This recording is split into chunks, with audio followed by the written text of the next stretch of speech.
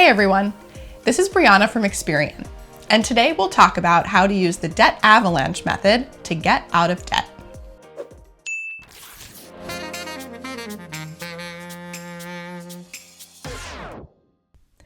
When you use the debt avalanche method, you'll pay off the debt with the highest interest rate first, then the debt with the next highest rate, and so on. It can lead to big interest savings. Here's how to make it work for you. So first, why use the debt avalanche method? This strategy is useful because it gives you a framework to figure out how to prioritize paying off your debts. That can be difficult if you have a lot of different debts that you want to pay down. Compared with other methods, the debt avalanche method is also one that will help you save money on interest. So how do you use the debt avalanche method? Here's how to start. First, list all your debts in one place, either on a spreadsheet or in a debt payoff app. Include your outstanding balance, the type of debt, whether it's a credit card or loan, your minimum or monthly payment, your interest rate, and your due date. Next, rank your debts by interest rate or APR. Put the one with the highest rate first, the one with the second highest rate second, and so on. Third, choose an extra amount to pay. So take a look at your budget and decide how much you can afford to put toward debt payoff. You'll put that amount as an extra amount on top of the minimum or monthly payment that you make toward your highest rate debt first.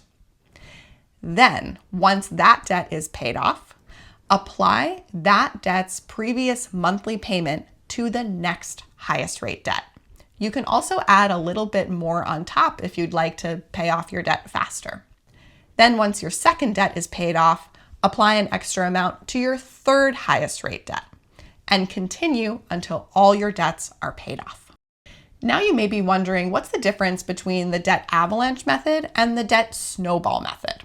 These are two debt payoff strategies that are quite different. The debt snowball method recommends paying off the smallest balance first, rather than the highest rate balance. And this can be motivating because you'll get a quick win once you've paid off one of your debts quite quickly. The trouble with this method is that you won't save money on interest nearly as much as you would if you use the debt avalanche. So while it may be motivating, it won't actually translate to a huge amount of savings over time.